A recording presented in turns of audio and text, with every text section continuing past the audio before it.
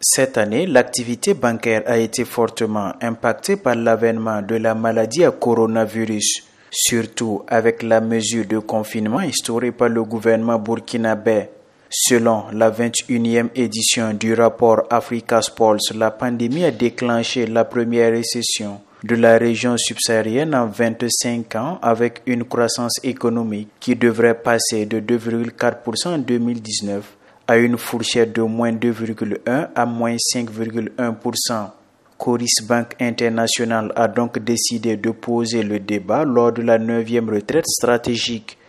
D'où le thème « Face aux impacts de la crise de Covid-19, quelle stratégie innovante pour une résilience durable de CBI SA ?» L'avènement de la Covid-19 a mis à nu la frilosité des systèmes économiques africains et démontré le nécessaire besoin de construire des systèmes qui évoluent en s'adaptant au contexte du moment, avec un accent particulier sur les initiatives endogènes dans tous les secteurs d'activité. Coris Bank International voudrait porter donc une réflexion approfondie sur les différentes mutations auxquelles elle va faire face sur son avenir. 2 jours durant, c'est-à-dire du 2 au 3 octobre 2020, les cadres de la banque se sont penchés à Ouagadougou sur les réalisations du premier semestre de l'année en cours, afin de mettre en place une nouvelle stratégie pour impacter de façon qualitative les activités de la banque autrement. À travers ce conclave entre directeurs, chefs de service, chefs d'agence, responsables de zone, la banque a affiché ses ambitions à l'horizon 2021 de maximiser le potentiel de croissance. Cette 9e édition de la retraite stratégique mettra au cœur de ces 2 jours de travaux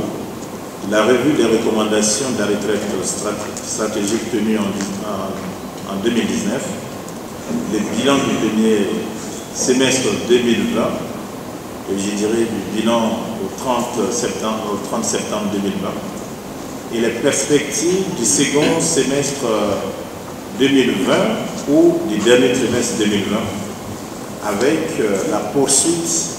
de la révision de notre plan stratégique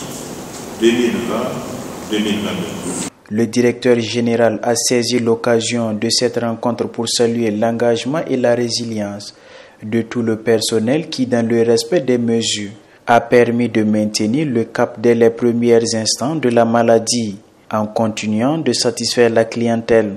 Pour lui, la quête de la qualité doit être une habitude quotidienne à cultiver à l'interne avec pour finalité la satisfaction des exigences du client.